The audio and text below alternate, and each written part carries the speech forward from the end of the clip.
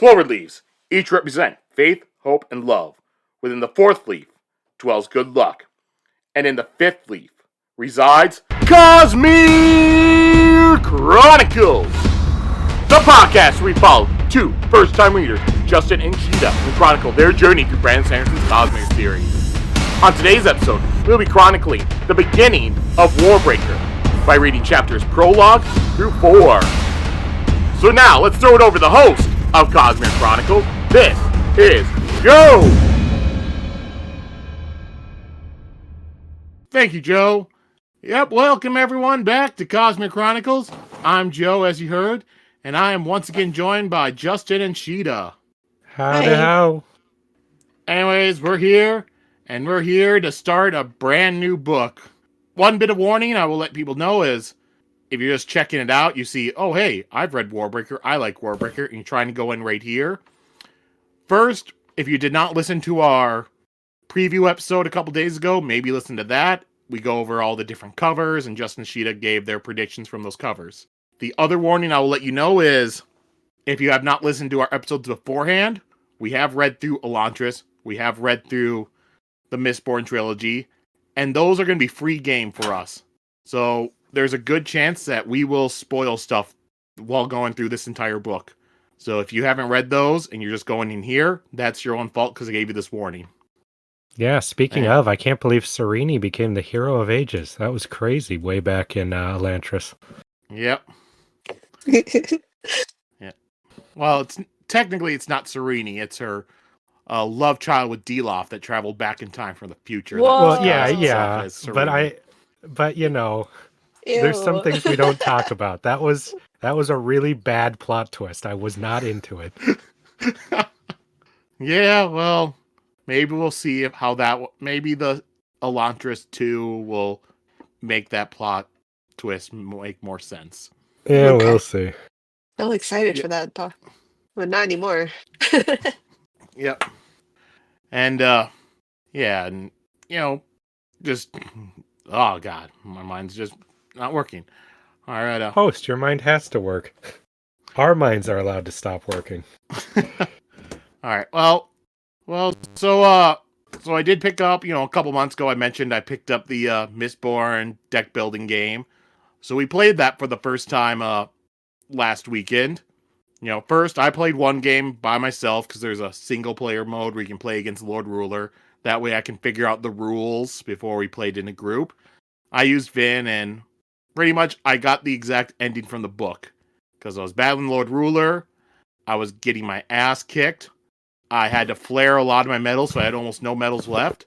And then something happened that said, oh, you get powered up by the mist, turn back over all your medals, and that allowed me to kill Lord Ruler at the end. Wow.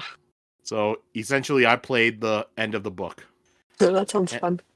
And then after that, we got together in a group and we did play a 4-player battle against each other. The 3 of us and our buddy Austin, who he hasn't read the Mistborn books, but he plays a lot of games, so he figured it out pretty quickly. I was Vin, Sheta was Kelsier, Justin was Marsh, and Austin was Shan. And in the end, Justin won, which I think is good, because since Marsh kept losing throughout the books, let's give him a win there. Yeah, but I was playing as Marsh loyal to the Lord, or to the to Ruin, so it was not a happy ending. No, I guess not. I only played the one game battling, but I would say from that battle that we did, the balancing felt pretty good with that game, because at the end, everybody playing was within like 1 or 2 turns of winning the game. I knew I'd won 2 turns earlier, so I don't know if I agree or not. No, you as said long as the exact there was thing you one said was, move. Yeah. If one thing happened, if somebody had made you the target and you got killed, you would have lost. Yes. But if you didn't, you would have won. As long as somebody else was the target, I knew I was winning. So I would still say, because that is just that's still pretty decent balancing. Yeah, it was really fun. Because your health was low. Low, it was in the single digits. I had 4 health left at the end. Yeah. So yeah, people haven't played the game. The deck building game, and it is fun. I think it might be, from what I've heard, it's kind of hard for some people to come by. I got lucky where last December I looked at Barnes and Noble, and I saw my local one had it, so I put it on hold and went there and bought it right away. Oh, nice. But I think like if you're trying to buy it off the secondary market, that same like because I bought it for Oh, like God. $35 or whatever it was. Secondary market, people were selling it for like $100. Jeez. Scalpers. Yeah, Always scalping the fans. but That's maybe their more. job. Maybe Yeah. more have been printed and are out there. But yeah, I give it a thumbs up. It was a fun game. And starting a new book, one thing I felt I'm kind of done asking random questions at the beginning of all the episodes. What? I love random questions. Here's the thing. We went through like 3 whole books doing those. At this point, I am having trouble figuring out questions to ask. I'm having to dig deep Man. for some stupid I still have shit. my book, Joe, with the Yeah. 1,000 more questions that would be easy to do. It's right here. Oh, it's 3,000 questions. No, I hate those questions. I just like, what's your favorite fill in the blank? Yeah. No, elementary school through high school, which grade was the hardest for you? I don't like questions like that. Those are boring. I don't want to answer them, and anyone who wants to know that about me, I don't want them listening. Yeah, that's not the type of questions I really want to answer on this. That seems more Or- like Yeah, this isn't the dating game or some shit. Okay, how about we just do Let's Get Deep, but our podcast Fuck version? no. No. I'm going with my thing, all right? Our podcast episodes can be long enough without me having to ask questions now, and I think people, after 3 books of random shit like what Marvel and DC characters do you like, I think they've figured us out pretty well. I'm going to be honest. I'm absolutely devastated.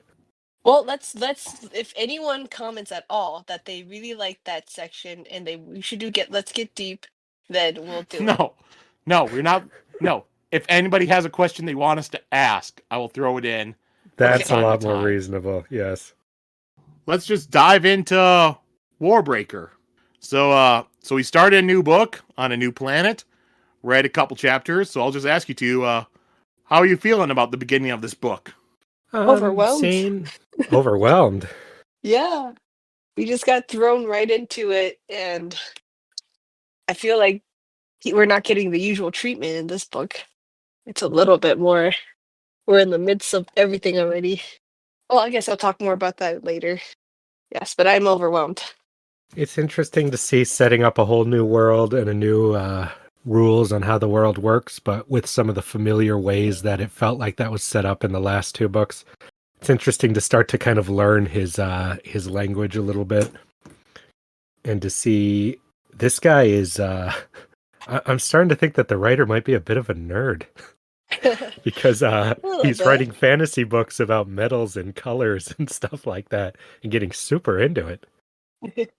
Now, you may be surprised to hear me think that any fantasy writer would be a nerd, but...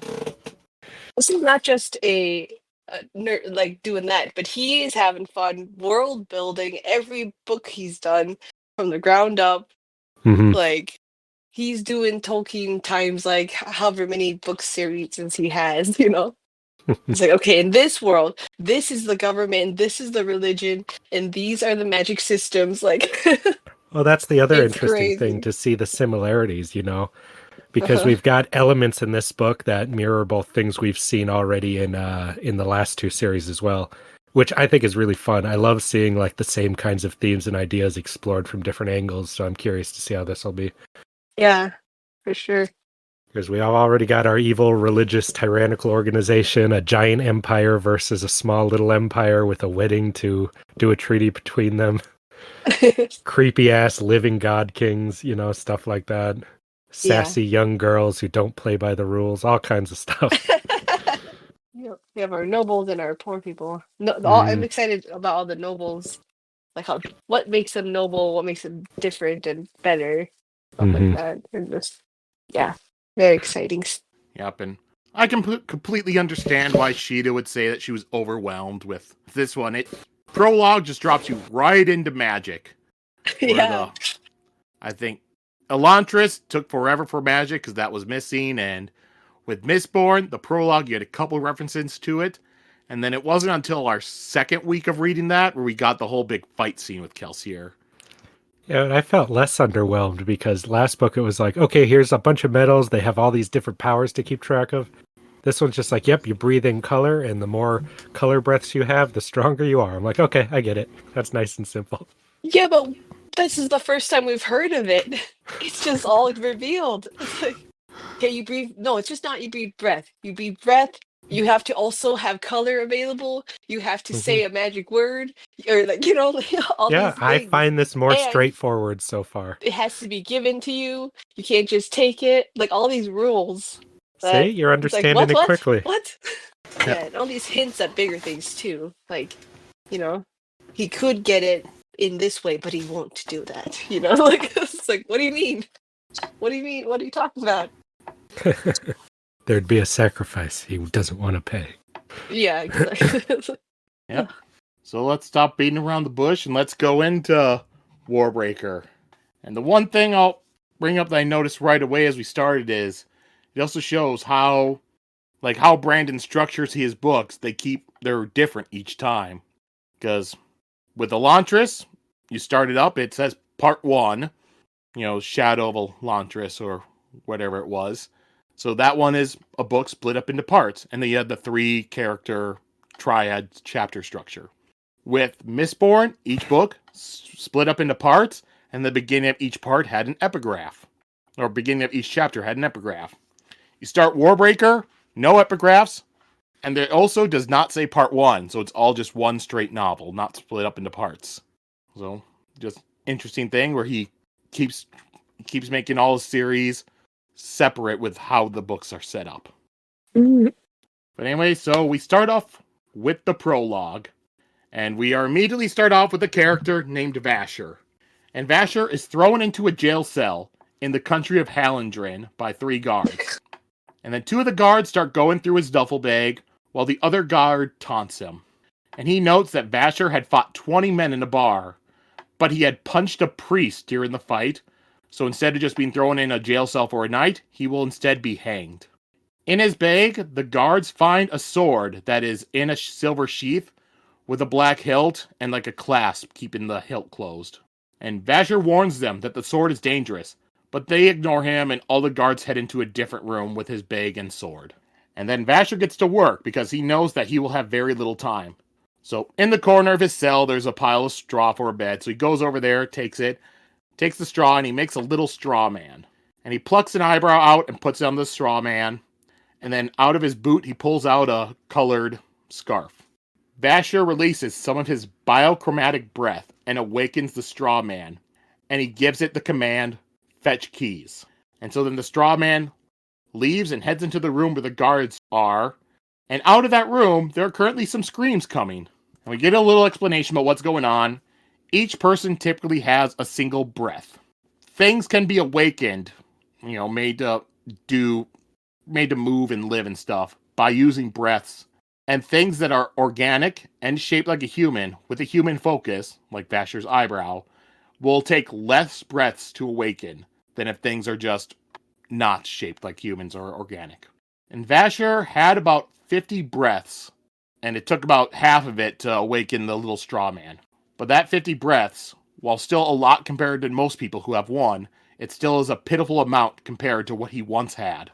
And then Vasher takes off his cloak, which is cut to be human-shaped, and he awakens that and gives it the command, protect me. And now Vasher has used up all of his breaths, and everything to him just seems a lot more dull. And then the straw man returns, carrying the keys, but also with some blood staining its feet. And Vasher takes the breaths back from his straw guy. Things are no longer dull because he has the breaths back. He opens his cell door, and instead of heading to the guards or escaping the prison, he heads deeper into the dungeon. Vasher had purposely sought out a bar where he knew that priests of the iridescent tones frequented, and got into a fight so that way he could be sent into the God King's dungeon. And he figured that the guards would try to draw Nightblood, and that would give him time. And Vasher finds a room with a naked man named Var hanging by chains. This just got weirder and weirder with every part. I had no idea what to expect as it kept going on. Like you were saying, Sheta, it was quite overwhelming, the amount of details we had thrown at us in this part from a guy who knows exactly what's going on when we don't. Yes, that's what I'm saying. It's every detail of it, like the names of the cities, where he's at, what he's doing, like this is a whole thing. Like, we're, I always really like that in a prologue, when the prologue does not ease you into things. It gives you a little sneak peek of how things are going to be. I just yeah, think that's really fun. this is cut right in the middle of it. Like, Mm-hmm. Yeah, I like that too, where I've read fantasy books where you start off like the prologue or like chapter 1, there's a lot of stuff happening and you're confused. But then if you ever go back and read it after knowing stuff, it all makes perfect sense and you completely understand it. yeah, it's just cool now. Not gonna hold your hand. That's fine. Mm-hmm. All right, so Vasher tells the man, Var, that his rebellion has failed and that now Vasher has come here for Var's breaths. Yeah, I'm It's like, like, this was so surreal to have them just say, yep, coming Your for your breath. I'm rebellion. like, what the fuck does that mean? What are you talking about, you fucking pervert? For me, it's that this guy was the head of some rebellion, like, and he's in this giant prison being held like this. We've never even heard of him before this, Yeah. just learning that it was even like the big event in his life is his rebellion, and it already failed before we even met him. Like, Yeah. Yep, and breaths, they cannot be forcibly passed from one person to the other. The person giving away the breaths must willingly give them away. And Vasher tells Var that he will eventually break and give it to the God King's people. So instead of doing that, he could give it to Vasher, who can guarantee that it will not go to them. And he will also give Var a quick death. Var relents and gives Vasher the breaths, and everything becomes a lot more vibrant to Vasher. And he takes his now colorless scarf, because each time when you awaken something, it takes some of the color from whatever you're touching. So when he awakened the straw man, it took half the color. When he awakened his cloak, it took the other half. So now he uses his color scarf, and he awakens it by using the color from his shirt. And he has it strangle Var. And since he has so many breaths now, he doesn't really worry about using less breaths to make it human shaped. He just awakens the normal scarf. And then Vasher heads to the guard room, where all 3 guards are dead. And one of them has the sword, still in its sheath, stabbed into his body, with about an inch of the blade sticking out of the sheath. Vasher grabs the sword and clasps the sheath shut. And then he hears the sword, named Nightblood, say in his mind, I did very well today. I killed them all. Aren't you proud of me? I knew you'd be impressed. he's got a we singing got sword. Yeah, lovable talking sidekick. Keep the kids engaged. Yep, a talking sidekick that's already killed 3 people. Yeah. While still being in its sheath for the most part. Yeah, that's weird. Well, it sounds like he stabbed the guy regardless of being sharp. Yeah, it's interesting when we've got all this this color nonsense everywhere, and then you've also got a singing sword that murders people like this. Makes me very curious what the hell I'm reading. It is not a singing sword. This is not a smack situation where maybe an obscure reference to people, but Smacks Somebody was got it. it's written by Alan Moore. It's a spin-off of Alan Moore's comic Top 10. One all guy very out good. there got the reference. Oh, I'm very yeah. impressed with you for it. I don't Yeah, think they good. did. Somebody did. If you got the reference, let us know. Then you're one of us.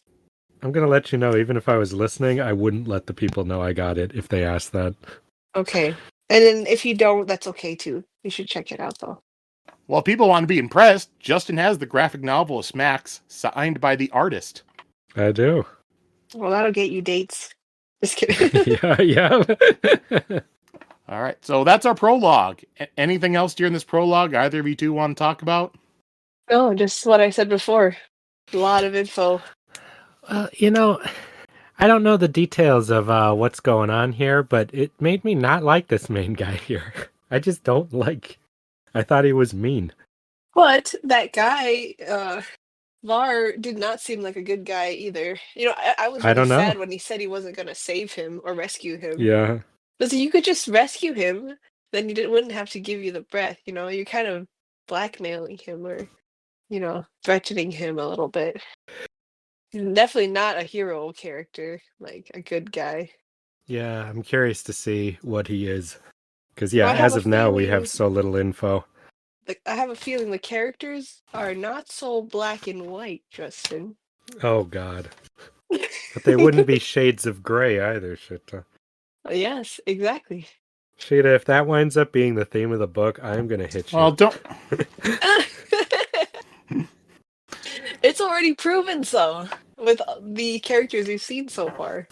This guy's not quite a hero. Our hero is not quite what we think, everyone is. What are you talking about? I don't agree with what you just said at all. Well, she is not destined for her life that she's supposed to have, and she might be more than what meets the eye and stuff like that. Oh, God. Oh, God. I didn't write it, Justin. I'm just observing. And hey, don't forget in our last book in the prologue, or I guess 2 books in our last series with the prologue, first thing we see is Kelsier burn down a mansion and kill 20 people. Yeah, but those people very explicitly deserved it. Yeah, this is a little bit shady what this guy's doing. But, there's little things that make him might be a bit more heroic. Like he didn't it sounded like he didn't do a bad thing to get the breaths that he does have. He seems like he's a pauper, like a poor breath person, and he's pinching his breaths to get the most out of it. What is any of that based on? From what we saw, he was being very frugal, and he's trying to make things look more human to save on money. I mean, save on breath and stuff. But you've got to have people give breath willingly. You couldn't just steal it, so you have no evidence of this. Well, yeah, but he got those. I felt like he got those on discount too, like how he got it from this guy. Man, whenever we do these, you just start writing a whole story that I didn't read at all. But he said it. He said he only got it from people like this, and he never forced people to give it to him and stuff. All right, Sheta. Well, not you know what I mean by force. Kind of force this guy, but not with torture and stuff. I want to remind everyone, Sheta's the one who was trying to convince us the Lord Ruler was the hero of the last book series. It was not. And that Zane is a good guy who you totally should have dated. Hey, there's canon for me, and then there's, just my other canon. That's called fan fiction. Yeah, what are you talking about? For someone, yeah, your fan fiction's my other canon, it's fine. Same thing. Also, I was not trying to convince the Lord Ruler is good. It was that I was trying to convince people that it was Spook gone back in time. Uh-huh. Okay. Well, let's just move on to chapter 1. Chapter 1, now we begin with a girl named Siri. And Siri enjoyed being unimportant. She was a princess and the 4th child of the king of Idris. Vivenna was the oldest child and was pretty much perfect, and she's also betrothed to a god. Ridger was the 2nd oldest and also the only son and heir. Fafin was the 2nd daughter and did the family duty and became a monk and helps the common folk. And Siri manages to do what she wants even though it does upset her father. And Siri walks around the city of Bibalis, which is pretty much a large village. And they don't have color pretty much around, and instead try to keep things subdued. Because they are followers of austere, and it is taught in their religion to not draw attention to yourself. So they wear more drab clothing, they don't color like their buildings, that sort of stuff. And Siri's hair right now is a golden color because of her excitement, and because she has never really been good at controlling her hair. And she picks some flowers and hands it out to some kids that come up to her. And next, Siri walks into the kitchens and talks to the kitchen mistress named Mab.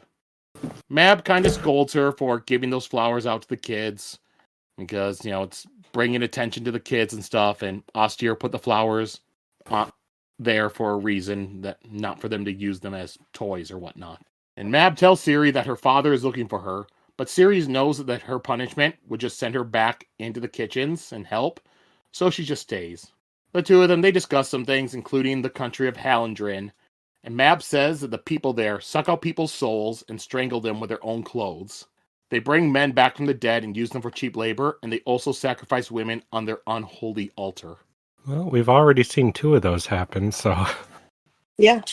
Siri says that Hallandrin and Idris have a treaty, and that Vivenna and her father will keep them safe, but Mab says that Hallandren has a better army. After some time, Siri sneaks out again and takes a horse to go riding. I was like, thanks for all the info, Mab, about the state of the country and all these things. Their army's way stronger than ours, and all these things we should worry about. I was like, well, now I know exactly how it is. It's like you're playing a JRPG and you have your first village where you talk to all the NPCs to figure out what the world's Yeah. like. Exactly. The king is getting married soon. And they're like, oh, good. Speaking of the king, next thing we do is we jump over to the king Dedelin, and he's talking with General Yarda. Dedelin's upset because he got a pink letter from Hallandren saying that it is time to send Vivenna to marry the God King. Okay, so I just thought this part with the pink letter, like pink, it was like, what does that remind me of? It reminds me of that scene in Legally Blonde when she hands her resume over and he's like, it's pink. She's like, oh, and it's scented. Like, is this the movie or is this the book? It's gonna be Legally Blonde versus like the real world. So the Lord Ruler ends up being like Fun fact, Sheta, that was his inspiration. yeah. Yes, we go to the throne and it's just Elwood sitting on the throne. Like oh man. Okay. I hope somebody else knew what I was talking about. Yeah, I knew that. Nice. I've seen a Legally Blonde. Yeah. And I've seen Legally Blonde too. I never saw the other one. Yeah, no, that's not necessary. The second one wasn't that good either. That one is just for fun. The first one's not that good. It's fun, but Hey! it's not that good. It's It's legendary. Yeah, I think like it too, but it's it's good. stupid. It's a good comedy. It's it's not meant to be hard hitting or Oscar bait.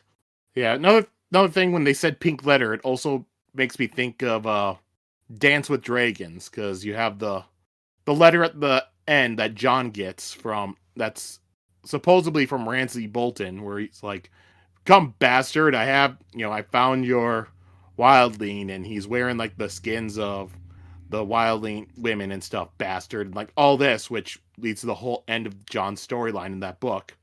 And the fans call it the pink letter, and there's all sorts of theories about who actually wrote that letter. So I've seen the term pink letter a lot. Oh. That's so funny. Well, now we know who wrote it. Yep. Either this emperor from here or Elwood's. All right. Back into Warbreaker. So General Yarda says that war is coming no matter what they do. But if they do send Vivenna, then they can stall the war. And that Idris right now, they're still weakened from raids and fires in the granary. And they would not win a war in the summer. But if they can hold off Hallandren until the winter, then things would be better. Plus, they could try to bring other countries to their side against Hallandren. Dedelin thinks about how the current crop of gods running Hallandren are erratic and looking for a reason to go to war. Current crop of gods is such an interesting thing to hear said. Like, the idea that gods change out is so fascinating to me for this world. I was very piqued by that. And Idris also holds trade routes between Hallandren and other countries. And that's a big reason why Hallandren would want to take Idris. And Dedelin had hoped that Var's rebellion would have accomplished more. Dedenna does not want to send Vivenna to them because he fears that they would threaten her life when they go to war. And doing that would also allow them to introduce royal blood into the monarchy. Vivenna enters the room, and she's poised and is able to keep her hair at a perfect black. And this is where we learn that the royal locks change color depending on emotions. So every member of the royal family, they have hair that change colors. That's why Siri's was blonde earlier. Vivenna's she's able to keep it as black. And throughout this scene, like Dedelin, it says his kind of changes colors a little bit here and there. It takes a lot of focus in order to control it. The royal family had fled into Idris Mountains after the Many War, and Hallandren considers Idris to be rebels. Vivenna looks over the letter and says the time has come and she will head to Hallandren. Vivenna says that Siri would not take her leaving well, so she should leave before Vivenna returns. But Dedelin says that it is too late as he sees Siri outside. Dedelin knows that Vivenna has been raised her entire life for this, but he looks at her now and knows that she would be a perfect queen. So Dedelin says that Vivenna will not be sent. But she argues that if she doesn't go, then that would mean war. But Dedelin says the treaty states that when Vivenna turned 22, then he must send his daughter. But it did not specify which daughter he had to send. Oh man, that is some bullshit technicality stuff there. If he So sent sad. a different daughter, then Hallandren would be upset, but they would still wait until they have an heir with the royal locks before any sort of war broke out. And he knows that if they went to war and if they used Vivenna against him, then he would relent. So he tells Vivenna that they will be sending Siri to marry the God King. Why are you sad, Sheta? I'm sad because her dad's like, I'm okay if this daughter gets killed or is in danger, but not my favorite one. Not the good one. Like it would be a waste. I think it's really interesting to see him thinking this out. I really like the parts like just being honest when he says, you know, I do what I must for my kingdom, and if I'm being honest, I would fold totally if it was this daughter. But this daughter I could hold out. That's so mean. It's interesting because I can't tell. It doesn't seem like he's purely selfish here. It seems like there is an element of strategy to it as well. Yeah, It's really interesting. He's just being honest. Yeah, like he states, I did not keep Vivenna here because she's my favorite. But in reality, they kept Vivenna there because she was his favorite. Uh-huh, yeah. Yeah. It is best for the kingdom. So you gotta do it. All right. Anything else from this chapter you two want to go over? I really enjoyed the descriptions of this place being so drab and colorless. I think that sounds really fun. Because that was a running theme in Mistborn as well. It's interesting that he's going even further with it by having them purposely make it be all gray and white and just no color. I already think this would be a really fun one for a movie, you know? Yes, for sure. Like when the colors get stronger or less or more saturated, Oh, I that can just too. That'd be visualize it. crazy. Yeah. Yeah. That would be fun. Okay, I have a thing to say about the names, which you can cut out, Joe, if you need to. But yeah, I have a thing to say about the names. I just am annoyed that I have pre-associations with the name Siri. Like, hey Siri. Yes, I don't like it, especially since I'm listening to the audiobook. So whenever she says Siri, and I'm just like, I don't like it. And then in the Witcher series, Ciri's the main girl in there too. It's Cirilla, but they call her Siri. But it's and spelt different. That one's spelt with a C. it This one's with sounds an the S. exact Yeah, you same. wouldn't see it, but this one's an S. So since I'm reading that right now, it's so confusing for me, and I am annoyed with myself. If it was a more common name like Sarah or something, I wouldn't really think about it. But Siri is just so specific. My worst thing is I keep thinking of Idris Elba for this city name. That's it. Yours are weird. Things like that. Yeah, and that part about Siri and Apple and stuff, I did read once on the Cosmere Reddit, one person complaining about it because he tried listening to the audiobook, but every single time it said her name, his audiobook froze because Siri started up on his phone trying to respond. Oh my god. That's funny. That is real technical difficulties. Well, that's how you should read print. That's the lesson here. All right, yeah, we're being punished for technology. But also, this came out in 2009, which is, I believe, I would assume that's before Siri was a thing, because the iPhone didn't come out until like 2007 was the first iPhone, or 2006, something like that. But yeah, I guess I will apologize to anybody listening to this if you use Apple products and every single time we say the name Siri, if your thing messes up, not much we can do about that to get around it. Hey, Siri is a pretty good character, huh, guys?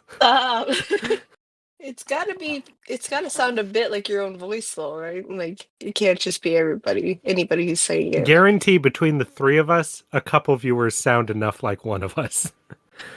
I don't know if it has. Well, I know with the Alexa stuff, I've heard that people have like had it where they've listened to something or like even TV commercials and they have the Alexa stuff happen and it messes up their thing. Where they had to switch it from Alexa to like there's a secondary name on that. Man, mine isn't even registering when I'm saying it while my phone's right here, so maybe they've learned how to read intent. Oh no, they can see our souls. Mm-hmm. Yeah, you need intent. Yep. Oh, my phone, I've never really used any of the AI stuff like that, so yeah, it It's doesn't. useful when you need a map while driving. That's when I like it. Okay. Anything else in this first chapter? Well, it's interesting that when we started Mistborn, we very quickly figured out what I was in the picture, and now we're starting to get a sense for what Sheta likely is in the picture of all of us very quickly. Oh, the rainbow hair, yeah. Mm-hmm. But I it's don't not know if quite that's... rainbow hair. It's like, Well, Oh yeah. yeah, I'm saying we're getting a sense for it. We're not I getting see an it. answer That's true. officially. yeah, This would be the book where that would pop up. yeah. Mm-hmm. Well, I'll say that they're talking about the image we use for our Cosmic Chronicles. It's sort of cheated. I had Cheetah draw rainbow hair. Their hair is just straight up kind of change colors, so it's not really rainbowed, unless somehow they feel multiple emotions or something like that, maybe. But that's what it is supposed to represent, like the royal locks. I see. So Well, I that's fun to see. definitely would want the power to change my hair color like that. That would be great. So you're happy with yours? What, right now? You're happy with what you are? Because when I realized I was a Mistborn Kelsier type, I was like, Oh, badass, I'll take it. yeah, no, this is a great power. I would take it. All right, so let's move on to chapter 2 then. So we start off, and Ciri's upset, and she's riding in a carriage towards Hallandren. She was never trained for this. This was supposed to be Vivenna's task, and Fafin had been given lessons in case Vivenna had died. Ciri worries as she thinks about how she will likely never see her family again, and how she is going to become the wife of the God King. And then we jump over to Vivenna and Dedelin. And Vivenna talks with her father and tells him that he should reconsider. She says that Ciri is not suited to the task, but her father says that all Ciri really needs to do is provide a baby. Vivenna thinks about how her entire life has been preparing for this task. What was the point of that training if all it was for was just to provide a womb? I really felt Did for it- her in this part. Yeah, When we saw her a chapter ago, I didn't think we'd actually get to see what her kind of like internal world was. Yeah, It's interesting to see that she feels a little more than she shows. I would be pissed. Like, okay, my whole life was trained for this and you just take it away from me? Oh, I was so mad for her. I hope she rebels. and Dedelin explains that when war comes, Idris will need Vivenna here. And Vivenna realizes that he does not believe that Ciri will live. Vivenna says that she was going to stop the war once she married the God King. She was trained with political knowledge and she would persuade him. But Dedelin responds that there is no stopping the war, but perhaps Hallandren will keep Ciri alive longer, so that way she could make a second heir in case the first one dies. After her father dismisses her, Vivenna thinks about how she always acts proper and does the right thing. She thinks about how her father had thrown away all her planning that she had for persuading the God King to stop a war. If one of the daughters was to be a sacrifice, why did it have to be Ciri? This has always been Vivenna's duty. She cannot suddenly become the heir now and take the throne, because that is what Ridger had been groomed for years. Vivenna's life has been preserved, but she feels like she has no purpose now. She is unimportant. Ugh, so sad. It's so true. All of that was swept away from her. Well, it's terrible. And the thing that makes it really interesting, it's like it's all taken away from her, like her entire life preparing for this. And she's told that it's a good thing too, because now she doesn't Yeah. have to marry. It was like, you And should be happy. Oh, and if she stays, now all of a sudden, what's her brother gonna do? Because now he's not gonna be king, and all the plans are messed up from this one, like, impulse decision I feel like the dad made. As someone who hates changing plans, this would make me so mad. Like, Yeah. like sudden change in plan. I'm like, are you freaking kidding me? Like, now it's nothing. It's like a build up to nothing. Like, oh, it's just it infuriates me just to read it. Like, what? I, I wouldn't want to go marry that thing. That's all I can say. I know, like, and that's the whole thing. It's like you're waiting for this dreaded, like, really scary big event, and you're prepared for it all this time, and then it was all for nothing, and you have nothing left to look forward to in your life. That was the path, and suddenly it's cut off. all right. And then the chapter jumps over back to Ciri, and Siri is yelling at one of her guards about her father's decision, and that she is the worst choice to be sent. She goes back into her carriage and thinks about how she has been sold off like a hunk of meat because of a treaty signed years before she was even born. She tries to think of why her father had sent her, because there's no way that she would do a better job than Vivenna. And Siri thinks about her guards that are bringing her down and decides that she will send them home once she arrives, because what good would they do against Hallandrin's entire armies? And then we're back to Vivenna, and now Vivenna and Fafin are talking. And Fafin says it's a good thing that Vivenna doesn't need to marry a tyrant now. Why would she want to marry a lifeless? But Vivenna points out and says that Susabron, the God King, is a returned, not a lifeless. So just some words being thrown at you here. Yeah. Yeah, Trying to but they keep give up. a really different sense. Oh yeah. I'd definitely rather bone a return than a lifeless. That's all I can say. Just based on the names. Oh, Justin. Vivenna says that it was her place to marry him, and without it, then she is nothing. And Vivenna brings up Siri, and Fafin responds by saying that she doesn't understand why they even had sent anyone. And Vivenna tells her it's, to prevent the war. And Vivenna thinks about how Siri is ill-prepared and will be eaten alive by the Hallandrin Court of Gods. After leaving Fafin, Vivenna thinks about how she is useless in Idris, but there's still someone that needs her. Vivenna knows the people, cultures, and society of Hallandrin, and an idea forms in her head, and the idea is not proper. Oh, God, would I be mad at her if I was the dad? You have ruined everything. But it's not. Even if it wasn't proper, it's not like she's in the same danger. Wouldn't she be? If she goes What do down there? I thought she was just gonna. Well, she'd be in disguise as a handmaiden or something. What is now I don't know what's gonna happen, but where did that come from? That's quite an assumption. Well, I thought she'd Jasmine up in her cloak, and go into town and be a normal person to try to help, I hear you, but you responded to me like that is what's happening, and it's what I'm saying is unreasonable. I'm following her train of thought. Well, I I am in guess her you head. must know the character better than I do. I'm just imagining. This is based on nothing, so For all we sorry. know, she's just going to be writing letters. I have no idea, I but thought that too, but I'm like, why would it be so improper to write a letter to yeah. your sister? To me, So it seems like she's just going to go down there, which is going to piss off the dad a lot because that was the whole thing they're trying to avoid. yeah. But apparently she's going to be in disguise as Jasmine, so she's going to do like a Padme thing, huh? Yes, exactly. To be part of the people and to be more helpful. Yeah. Well, Justin, do you really care much about how the father feels? It's not about how he feels. It's about he's doing this whole thing so that when war comes, it'll be a lot easier to, fight against them and stuff.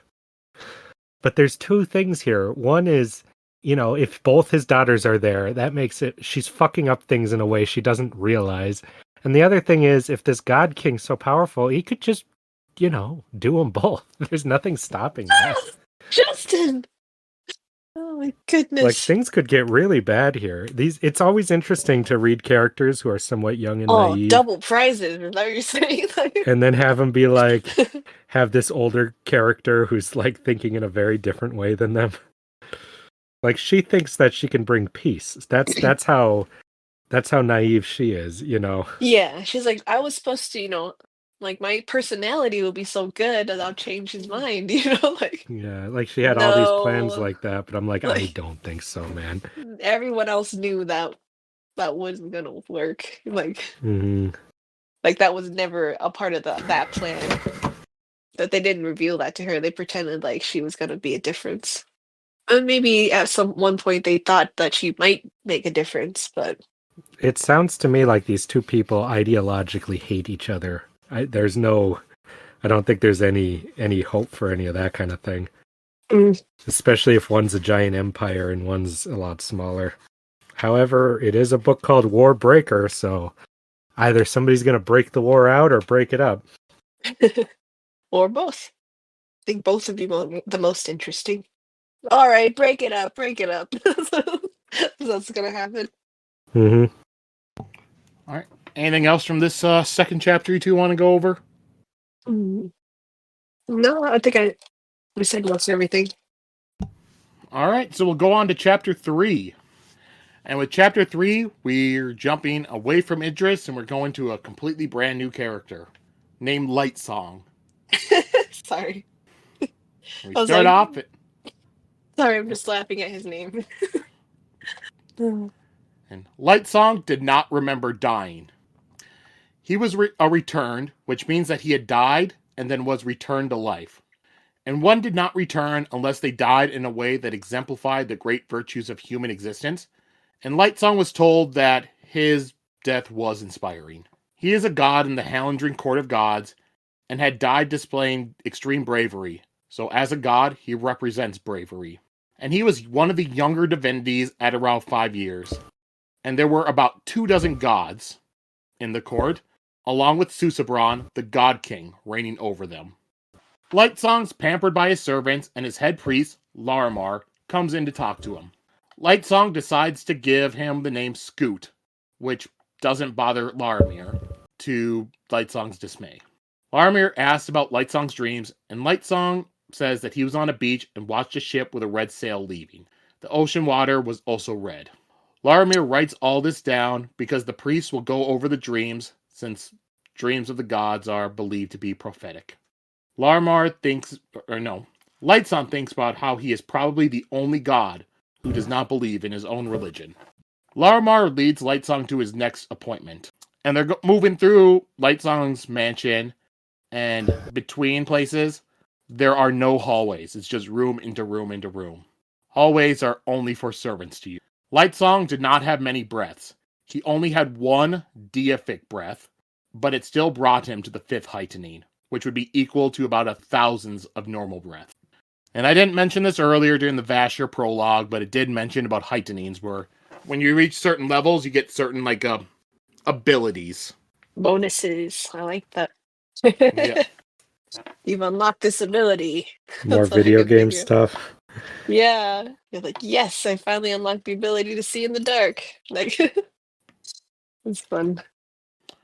Lightsong could not use his breath to awaken things, though, unlike normal people. He could only use his single breath once, and doing so would also kill him. His breath will also run out in 8 days, and when it goes away, he dies, so he needs to get it replenished. And he's led into a room with the little girl.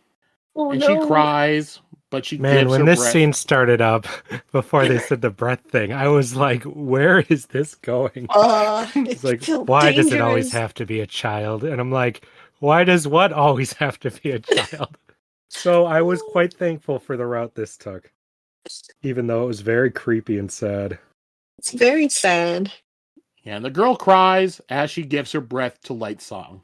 And she has become a drab, which means that she doesn't have a breath, and her body has lost some color and luster, and, she's become dull. Her breath will never return, but her family will be well paid for it.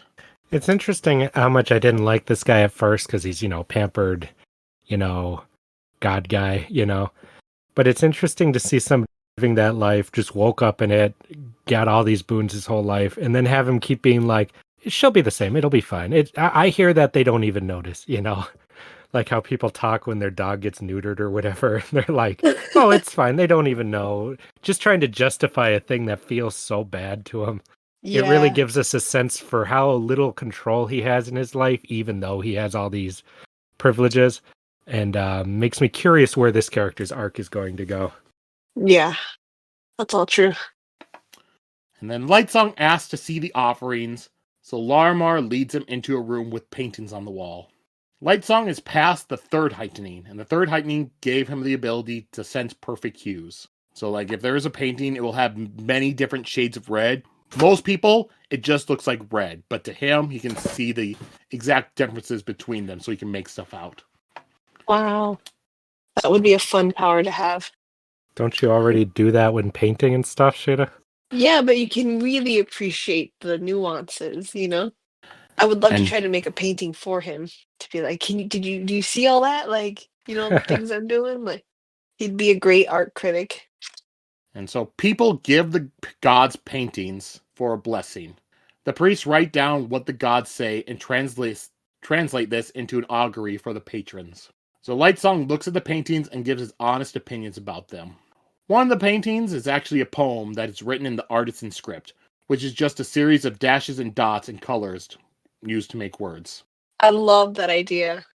To me, I'm just like, how fucking pretentious. It is, but it's so. I think that there should be something like that, like an artist's language or like a painter's language, or you just use colors and markings. Oh my gosh, that's the perfect. If it's pretentious, then it's the perfect language for artists. Yeah. And in one of the paintings he looks at, Lightsong thinks he sees a boat in the middle of the sea. So, after looking at all the offerings, giving his opinions on the paintings, Lightsong is ready to do what he dreads the most, and that is the petitions. But Larmir says that those have been canceled today because of the new queen's arrival. And Lightsong thinks that, he kind of needs to pay more attention to the politics going on, because he did not realize the queen was coming. And we learn a little bit that the God King is the only returned allowed a wife, and is also the only one that can have a child. Larmir says that they will need the lifeless commands to arrange the troops to welcome the queen. And Lightsong gives them the command which will allow the lifeless troops to be given non-combat commands. And this will only work today. The next day, this word will not work. And we're told that 4 of the gods are each given lifeless commands, so there's about 40,000 lifeless troops. Each of them control 10,000 of them. You know what? This kind of reminds me of like passwords that are only good like for today or something. Like in another book or thing where like a sci-fi story or something like that, our real life things could be as interesting and crazy as these things. Our magic system, you're saying? Yeah, it's kind of mundane to us, but to someone who's never heard of that kind of stuff, it would be really interesting, Like, you can only use this password today, you're gonna have to get a different one tomorrow because it's gonna be changed, like, Mm-hmm. Lightsong asks Larmir if he, Lightsong, had been married before he died. But Larmir answers that he cannot tell him that. They're not supposed to know about their lives before they became gods. Lightsong says that sometimes he remembers a woman's face and thinks that she might have been his wife. And Lightsong thinks that, it doesn't really matter. That life is gone. He leaves to go onto his patio and watch the queen arrive. And that's that chapter. So I'm really curious about this, because clearly they're trying to discern something from this guy and the other ones, because they've got the dream thing they're writing down. They claim it's for prophecies, who knows? But they're also having them look at paintings and see what they see in them, which is always subjective and always tells a lot about the viewer, Yeah. And then claiming that they're having it be written down to send auguries out to people and stuff. And then just paying attention to every little thing they say and do and think. Like, what are they trying to understand about these things? What are they trying to, what information are they searching for? I'm so curious. It does feel like they're like in an experimental room or something, being observed constantly. Mm-hmm. Yeah. Like, what was the third thing they had to do that he didn't do today? Petitions. But we're not told what a petition is yet. All right. Well, we'll see later. Maybe that'll tie in. But yeah, the experiment thing, like you're saying, it's just very curious and interesting to me what the hell that means, Like, why are they treating these guys so good? Who's actually in charge here? What's going on, So good. I feel like they're fattened up like cattle and stuff. That's what I mean. Treated so good, And kept all happy and, and I don't know, what's the word I'm looking for? Like a calm, like a cow would be, Yeah, they're treated like us, so we won't speak up against anything, Oh, we're the cattle. Okay. Yeah, we're the cattle here. I'm just very curious. Yeah. I'm sure when we see the god thing, we'll get some more information, though. For some reason, I feel like we won't. Well, eventually we will, whether it's soon or not. I'm sorry. I meant that he will not be very helpful or anything. He's going to be like a. The way they're talking about it, zombie. It almost sounds like he's going to be like one of them, but like a stillborn one, and it'll just be lying there all creepy. Gross. Yeah. Yeah. It sounds gross, mindless, like a weird thing. Like, I don't like it. I'm very curious and excited to see. And just from what this guy's like, where he's just not really a real person, like he's Wait, what? He's just like a regular guy. What do you mean, not I'm a real sorry, by person? real person I mean like doesn't have a past, that doesn't have memories Oh of yeah. like a real life. Like he's you know what? Sorry. Sorry to digress so much, Joe. But he kind of seems like how I imagine some celebrities are like, where they don't know what it's like to be a real person or have things, Hmm. you know? They just They have just handlers guide them through life and then make sure they're yeah. comfortable, right? Uh-huh. So they're kind of weird and they're non-people, you know? Hmm. Like so that's what this reminds me of, yeah. Yeah, I can see that. Mhm. 'Cause they got famous so young, or this is the only life they've known, you know? Hmm. All right, so we'll move on to the last chapter we did today, chapter 4. Siri's carriage arrives at Hallandrin. Yeah, she's shocked at how ostentatious and colorful everything is. It is much more than she had expected. As she goes up, she sees that there are 20,000 troops, all dressed in bright blue and gold. And when she gets closer, then she realizes that these troops are lifeless. And lifeless are all people who had died but then been brought back using awakening. They look like normal people, but their skin doesn't have color and they are very, very still standing there. And she also thinks about the returned and how at one point back in Idris when she was growing up, there was a person that had died and came back to life as returned, and that he seemed like a normal person, and then after a week he died. And this So just return thing is weird. I think that one's just a thing showing us that the returned are not only in Hallandrin, but it happens outside of it as well. Yeah, it said that last chapter too, which I was really interested in. It was interesting to hear that one of our characters has seen that. Again, with the theme of like people fallen ill to some kind of power and stuff, like in all the books we've read so far, there's been people falling ill to some kind of magical thing happening to them. That is true. Another running thing. I think it's interesting that the cities are colorless to try to avoid people awakening to that kind of stuff. And that's why it's a big backdrop to everything. It makes it very interesting because then you might have people, like I suspect there's people who have awakened and they want to run away from that and change that, you know? Like if you get those powers and you are not allowed to use it or you don't have a way to use it, you know, you'd want to rebel against that, I expect. Well, I think I just cut out. they would need a Oh, Just so lot you of know. they would need a lot of breaths to awaken, and people in like Idris are not giving away their breaths. that's true. I'm sure you could pay someone to give him your breath, you know? Would Right. geez, yeah, I I mean, like don't. underground It stuff, you know? seems like those breaths are pretty valuable. That's all I'm saying there. Yeah, they are. It's interesting because they have the religion to kind of keep everyone in check, but if you just don't give a shit about that, you just want to, you know, experiment with your own power. I'm sure there's people who are willing to do that for the right price, you know. That's just sorry, I'm just making Yeah. shit up, so sorry. Yeah. Like, But you would still need a lot of people to do it, because going back to prologue, Vasher, he in order to yeah, awaken that little 50. straw man, it took about half of that, so about 25 breaths. Yeah, 100% So it would be. so But living in a country where awakening is against the religion and everything like that, it'd probably be pretty hard to come by 25 breaths just to awaken a small thing. mhm. But what I'm saying, that my theory is that Vasher is one of those, and he somehow got those breaths by, you know, being a vagrant and That he's a. Do you say that he's a returned? or he's an awakened, or I don't know Huh. the right terms, but Yeah, he's I don't just know what an awakened is yeah. yet, so I couldn't say. That he, you know, he's using the breath powers even though he's not in those circles that would use it, you know. You're So making a lot of whatever assumptions, Sheta. yeah, whatever Well, the rebellion is, I feel like it's something hinting towards that kind of thing, you know?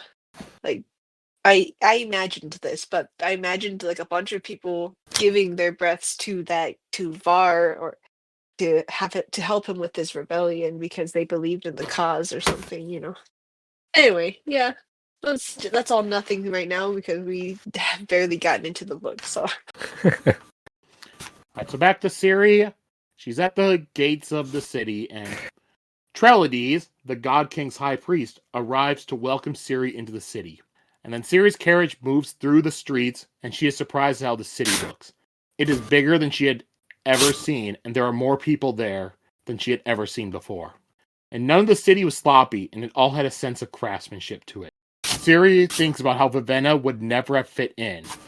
However, Siri had always been too interested in color. Maybe this is why her father had sent her instead of her sister. Oh, that's sad. Yeah, I thought that was really sad.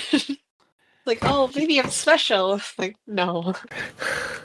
She thinks about how she is supposed to help her people, and her father would never have sent one of his daughters if he thought war was close. Siri's carriage moves through some large walls in the city and into the Court of Gods. So just a completely separate city inside the city. And in this Court of Gods area, there are several dozen large mansions and a large black castle looming over it all. Her carriage stops in front of the castle, and Trellides says that she will be prepared and taken to her husband. When she questions if there will be a wedding, Trellides tells her that she became the God King's wife the moment he desired it, so a ceremony is not necessary. This guy sounds jealous. And also Trellides, during this, he gives her the very honorable name, Vessel.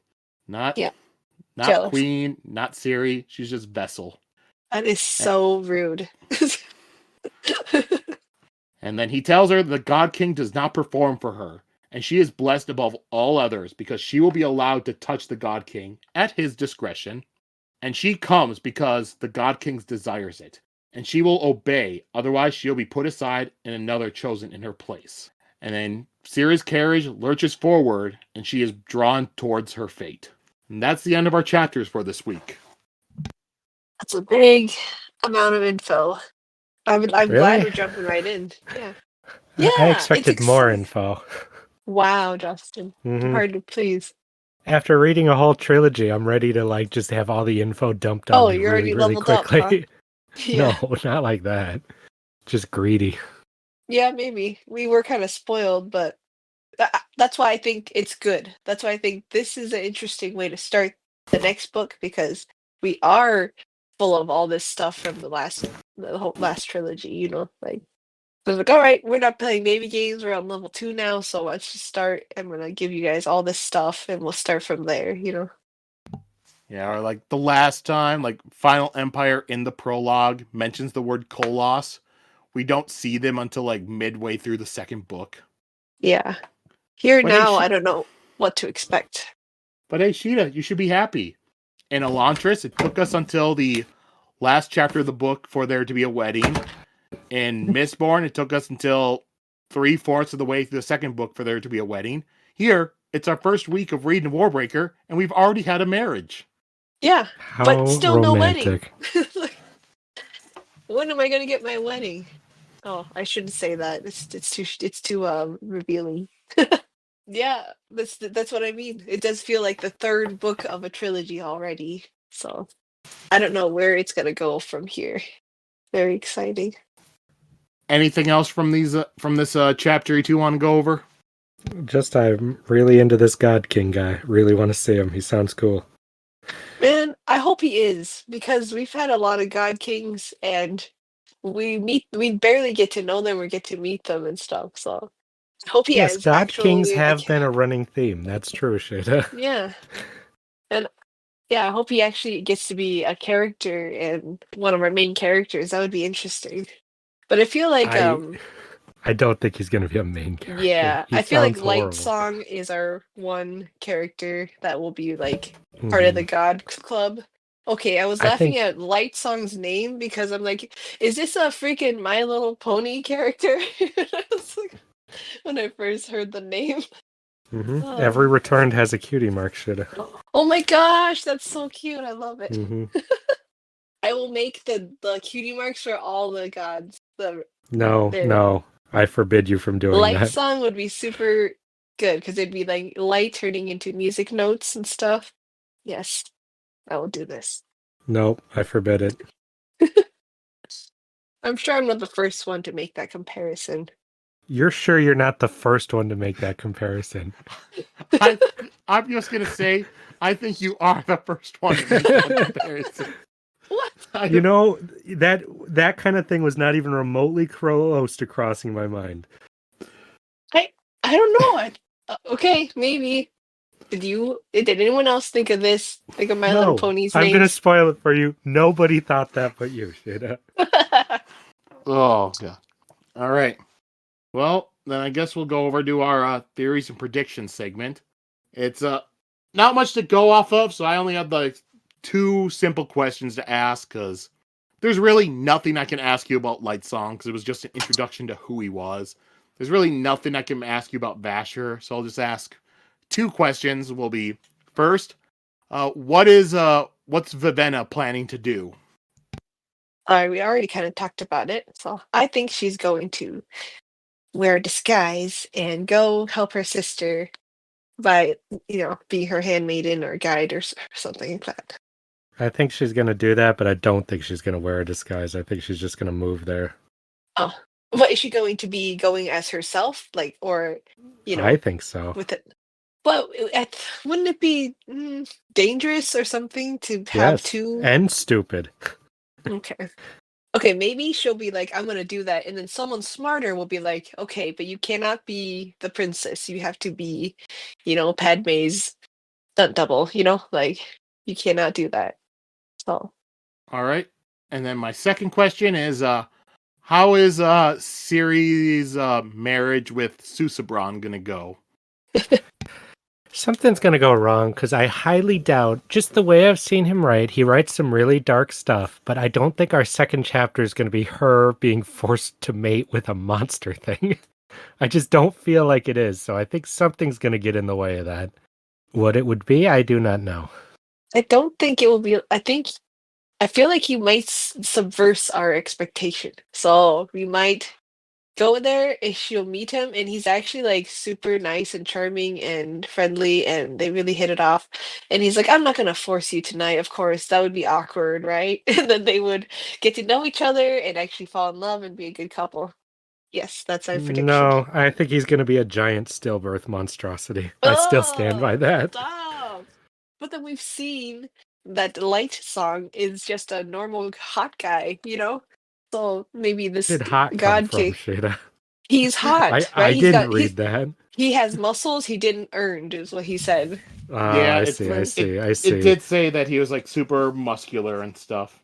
Yeah. So I imagined him being like a super hot guy.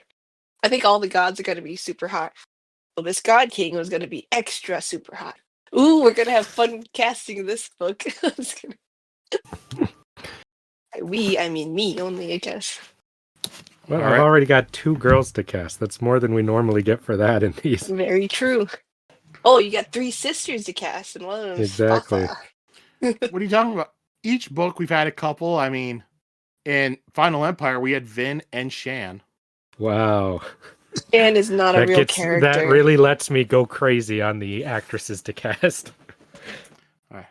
Okay, one other question I had. It's not really a theory. I'm just going to ask you. Do you think Dedelin is a good king for sending Siri away? I'm going to be honest. I'm going to be bluntly honest. I think he might be. I think he might actually be thinking in the long run in a way kings don't often do in stories. I think that he's also justifying his own selfish needs, I think he's finding a path to do both. If they truly Really? believe that they could hold out in the winter, if that's truly what they believe, and he truly believes that he does not have the strength to hold out against them, if his other daughter's there, then I could see those being things that are for the best of the kingdom. I don't have enough Mhm. information to make an official answer, but that's my thought there. I thinks that someone who freaking last minute decides to change his mind is not a good king. That is true too. That is Because also he's true. like, we're building up, and it's okay, like literally to the last minute, we're gonna send your daughter, and he's like, oh crap, no, other daughter this time. Actually, I changed my mind. Like, what? This is years in the making. Why is it on the day you're suddenly changing your mind? Also, if it was strategic, wouldn't you be thinking like that way beforehand? Be Well, like, you know what? It seems like we here's why are they gonna go weren't, to war. Shada. Like, They would think that because they hoped that rebellion would go better. That's what he said, yeah, but how long ago was that? It seems like it was pretty recent. Okay, if it was a week ago, then yes. Well, how long did it say? We don't know when that took place, but how long did it say the guy was being tortured for? 20 days or something. Yeah, so there you go. I'm just making that up from my What? memories, which are not I good. totally believed you, though. I feel like it was like 20 days or something. I don't know where that number came from. Joe, are you looking it up? It doesn't really Yeah, matter. give me a moment. It does matter because it will show how good our king is. Well, you're right, though, that if he was a good, smart, wise king, he would Uh-huh. have been thinking about all contingencies well ahead of time. He would not be Yep. no king would be doing anything last second. Yeah, exactly. So I'm like, Mine isn't sure. whether he's good or not, it's whether the idea is sound or not. Man, you come up with some pretty sound ideas when you're freaking out. Like, and you think, yes, that's sound. I'm gonna do it. Yeah. All right, it says that Var has withstood for 2 weeks so far. Okay, so Ah, there you go. so that's only 2 weeks in prison. The rebellion happening. Yeah, no, we have no idea. Yeah. Yeah. So And that's. we I think also that's have no idea how long ago that took place, that prologue, or if it was right at the same time. that's true. That could be like 5 years ago or something. I don't know about that, but One other Yeah. thing No. I do want to point out with Dedelin, with him sending Siri and keeping Vivenna at home, he's pretty much creating a succession crisis. With all of a sudden now she's set to become queen, and the son who is. Yeah. So yeah, you but that could get doesn't a. fucking matter because they're all going to be dead within 9 months anyways. Yeah, but still not thinking about your house too, or the consequences of that action, The consequences are they're going to be invaded any second now, and the second they get an So heir you're out, they're going to be freaking invaded out and is what killed. is happening. So he's thinking about, what's going to happen for the best chance for us being able to hold out. Not a sure thing, the best chance. No. All Okay. of this was just a waiting game up till this point. No, I feel you. I feel that. That's fine. That's true. Like if I'm thinking about the conditions of in which he made that decision, Wasn't it sometimes right you gotta. after the previous guy was assassinated? It said like 20 some years ago or something. Huh? Sorry. Yeah, he It's signed the contract right after his Oh, father had been assassinated. He became king. yeah. I see. I see. This feels like a Rapunzel's wish thing. Like a no, not Rapunzel. I'm sorry. Rumpelstiltskin deal. Like, give me your firstborn. All right. Like, just spare me now. You don't think about your consequences.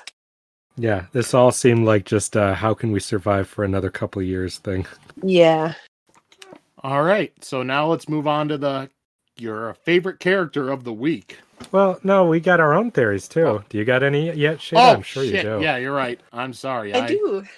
I didn't know if you guys came up with anything from these short chapters. I've only got one small one. You Not really anything don't. big. You have that little faith in us, Joe. This is the time when theories abound the most because you don't know anything yet. Yeah, You you don't get know how just stupid your ideas are yet. a sprinkle of information, and we're already going crazy about what the heck's happening. Granted, don't forget, in the second week of Final Empire, Justin did predict the plot of the book The Hero of Ages. Did I? Yes. Yeah, because at Final Empire, that's the one where he said, yeah, they'll kill the Lord Ruler, but there was something bigger behind him, and that will be released onto the planet, and they will try to destroy it. Oh, Now they have to yeah. fight Yeah. that. Yeah. So all right, we'll see if you two can see if you'll be right like that. Well, now you made the stage too big for us, Joe. Well, mine's really small. It's not a big picture theory because I don't know anything, but about them trying to determine stuff from the returned. I think they're trying to glean out memories they have from the other side to gain some kind of knowledge or power of like what either something in the afterlife is that's returning these people back and some memory they have from it, or like they know a lot about the god or energy that powers this world, but they're missing one piece, so they want to glean that one thing from these things. Wow. And so I Sorry. think that these quote gods, they don't actually think of as gods. They put them in this position in order to try to get this information from them, because once they get it, then they can steal the power or become immortal through something. Just something vague like that. I have very little beyond that, and I don't know the details yet or who they are, but that's my thought. That's good. I like that. No, I don't really know the technical things that much yet, like the difference between a returned and a awakened and stuff. All right, so an awakened is just like an object that gets brought back to do something, like bringing like that little straw guy back, and his job is just to Okay, catch keys. That's what an gotcha. awakened is. An awakener is a person that's able to use breaths to do that. Okay, So, and then a returned is somebody who dies and then gets brought back to life, and they only have one single deific breath. I see. I see. Interesting. And and then lifeless are pretty much kind of like zombie soldiers. They're dead people who an awakener had brought back to life, and now they're just like an undead soldier. Okay. Hey. I guess my only thing was about Vasher being like, I don't know what he was trying to do, but he seemed like he was special. I was getting kind of like Aragorn vibes off of him a little bit. Like his destiny is bigger than what meets the eye. Like he seemed like a raggedy old ranger, but he's actually like a king or something like that. And he even says a weird line about how they wouldn't be wrong if they said I was uh, a, a noble or something, like, but they wouldn't be right either. So I think he might be like a king who's lost his crown or something like that. And he's kind of like quietly trying to do something behind the scenes of this whole mystery. Oh. Not attached to either of the sides right now, right? Yeah, yeah. He's not playing in in the rules that these places have made. He's kind of running around outside of that. I don't have any bigger world theories though. Well, no, we need a little more information first. All right, so now we'll go on to our favorite characters of the week. Okay. My favorite character is Nightblood the Sword. I just thought I didn't expect him to talk and be all cute and violent. So I really liked it. And he seems really scary and dangerous because Var even referenced him, like, do you have that thing with you still, So I feel like that's gonna be a pretty big deal. I just think that Nightblood was a bigger deal than just a sidekick like we were thinking. Right? You think he's not the flounder of this book? No. My favorite's going to be Vivenna because I thought it was really interesting that she can control her outer emotions so well. But when we see inside of her, she's got all the normal emotions. And I like the whole story of her having trained her whole life for a thing and then suddenly having to have it thrown into flux and trying to figure out what to do. That's a good choice. That would have been my second choice. Well, the sword was my second choice, so. Aha! So we balanced it out. Unless Joe will throw us through the loop. We all know who Joe's favorite was. Yeah. Let have a What? It's the God King. guess. We don't see the God King. It's Daedalin. Wait, who is Sheta's guess for my favorite character? That's not my real guess, and I'm not going to influence. Well, Justin, do you have a guess on Joe's real choice? I already I marked said- it down on my chart. The King. You really think Joe would pick the king? Yeah, totally. Don't annoy me. I predict that Joe will like Siri. Yeah, I picked Siri. I knew it. It was between Siri and Vivenna. Siri, she did get the most spotlight in these chapters, so got to see more of her. I liked her whole idea, and just having fun, being all that, being sent away, and just like the outburst she has, where like complaining to the guards, being like, "Why is he sending me? This is terrible," and also like trying to figure out her fate, resigning herself to her fate, and all this. I just thought pretty interesting and setting up a lot of stuff for the later books. Plus, I did feel really bad for her. You have the first chapter where she's just there riding horses, having fun, and then the second chapter, she's on a carriage being shipped away to get married to some monster god king. Yeah, that was really sad. I really felt for that too. Yeah, you spend your life being the carefree, non-important one. All right, and so next we'll go over to the quotes. I'll say my quote because that's basically what we were just talking about. It was unimportance. To others, it would have been offensive. To Siri, it was a blessing. I think that explains her character really well, in that she is like a carefree last child, no responsibilities. Like even her other sister became a monk, so that was taken care of too. Like she has no responsibility. She can just have fun, and no one really. Everything she does is inconsequential. So that that really showed her life and her character. I just like that. I wish I had that life. That's the best princess life you could have. You don't even have to run a kingdom. You just get the perks. Oh yeah, and you even have children running after you, and you just throw flowers at them. Like that's all the best parts of being a princess. My quote's pretty small. Just it's the part where she's walking with the children, like you said. And then she turned smiling. They regarded her with solemn faces. Idrian children were trained even at this age to avoid shameful outbursts of emotion. Austrian teachings said there was nothing wrong with feelings, but drawing attention to yourself with them was wrong. I just think that's such an interesting little culture. And I That's like all throughout terrible. this how they keep talking about it. The king tries to hide his, hair, And there's all these little things like, man, isn't this a little attention grabbing for these people for us when they have just 12 guards around and stuff like that? And that the whole culture is taught to keep emotions. Like they're not suppressing their emotions, but the whole thing of drawing attention to yourself being so bad is very fascinating to me. Yeah, I wonder. I wonder what that religion is and culture was built off of, Like why? Well, I mean, we kind of get that, like the emotions and our colors and kind of thing, like, and you Well, want yeah, to it not would be be built out seen. of, yeah, Like, colors draw attention to you, emotions, like, are kind of like that. Nothing to make yourself seem too prideful or vain. They said something like that later with the king, but I forgot what it was about. Something was one of their sins, so, he didn't do it, but I don't remember what it was, so I don't know why I brought it up. I think it's. I mean, to say that, I wonder how that will relate to the powers and the magic and stuff later, because if we haven't really found out anything about the colorful kingdom. So when we learn that, I think we will learn a bit more about why this one is like this. I read a book once when I was little, like a children's book that kind of had these themes in it, which is funny. Like the sad city or something, or like where their color was all boring and sad. And I wonder if Brandon Sanderson has read that book.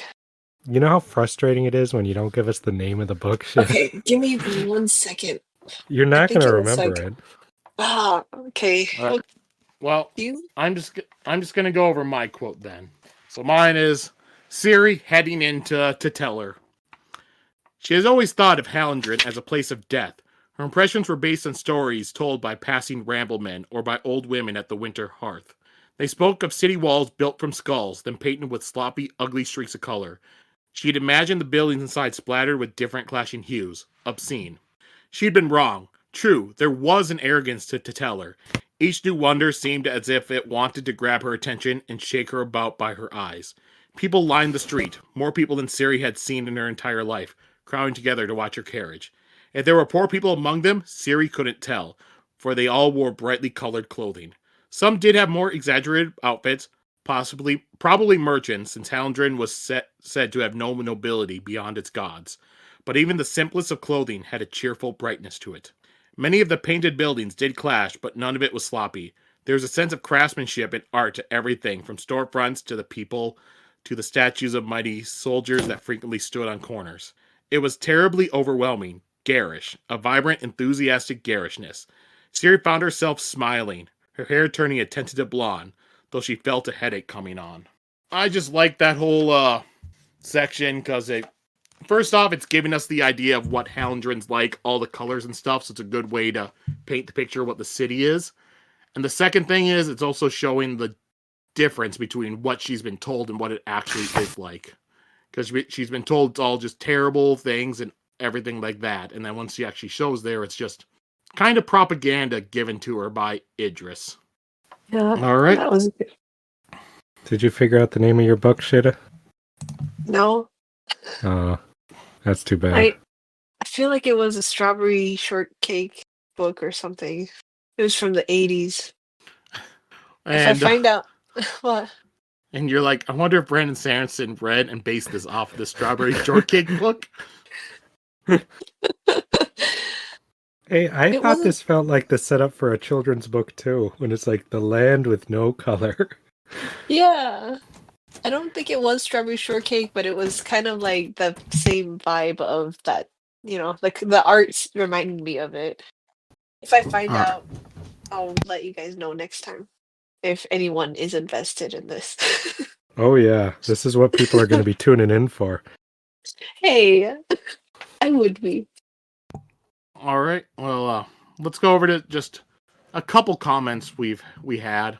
So we have 2 Reader Warrior comments, one for the end of the book and one for our wrap up. I'm just going to do end of book here. We'll do wrap up next week because we're having those 1-star reviews coming out, so we have time to spread these out. So this is going to be our chapter 76 through the end. It's here. Like does not contain the right weight of grief or love I have for these chapters. Sheta, the Lord Ruler, is not a time-traveling spook. Let the theories die. But it's also fun to see you try and warp the story into fitting the theory. Chapter 76, I feel stupid. The second most popular phrase uttered by Cosmere theorists. You aren't alone, Justin. I wish I remembered why I said that. I think it was like a thing that was. Oh, it was the colas snapping or like changing sides. I think you were No, I saying knew like that you was should going to have. happen. Yeah, but sooner. Oh, something like that. Maybe that's what I felt stupid about. Yeah, it could have been 76. That would be... That first chapter of that segment was Vin, her first time seeing her as a god and stuff like that. But it could have been anything about that ending where it's like, you just missed it. Yeah, for not. There was a few things that we just should have seen coming, but did not. Chapter 77. Or Ruin made Penrod write it, and then kill himself. Yeah. And Vin has a Cosmere connection with Ellen then? Just Oh. referencing his own podcast. Oh, I see. Yeah, she just like, oh my god. Hey, yeah. And there are a couple things that he said that I'm not going to say because I feel like it's revealing too much about the Cosmere. Okay, so we're just going to go to chapter 79. A vague will, like an intent. I know that was where you're talking about the gods like ruin and preservation. It's like where you're saying that you kind of liked it. That's not just a vague will, but like a person actually controlling it. Yeah. Person who's influenced, though, I'd imagine, over time. I'd love to learn more about that someday. That'd be very interesting. Wait, y'all need to put some storm and respect on Tensoon's name here. All the other Khandra who do pull out their spikes are barely able to resist when Ruin tries to control them, even with their mental capacity. But Tensoon, with 4 spikes, is able to do it. With as many spikes as Kolos. He may not have much of a body, but he is built different. Yes, he's special. 80. The Khandra are Lord Ruler's middle finger when Ruin thinks he won. But the Lord Ruler is definitely glances at millions of corpses he made because he's racist. Not a hero. Well, I mean, he had his reasons. That's all we can say. 81. This is it.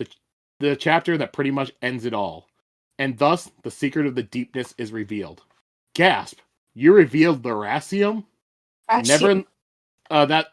I told you the name of the metal that Ellen had eaten that gave him Mistborn powers. Oh, yeah. Because it never said in the book, but I really felt like knowing the name of that metal... Oh, it's yeah. not a spoiler. You spoiled it for us, Joe. Not a spoiler. Never listen to people when they say, eat this?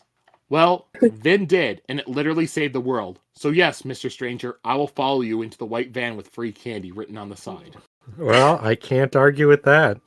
It hasn't gone wrong for me yet. No, that's a bad thing bad message. Joe, can you play for them Chris Naturalierp's awesome reading of Ellen's speech?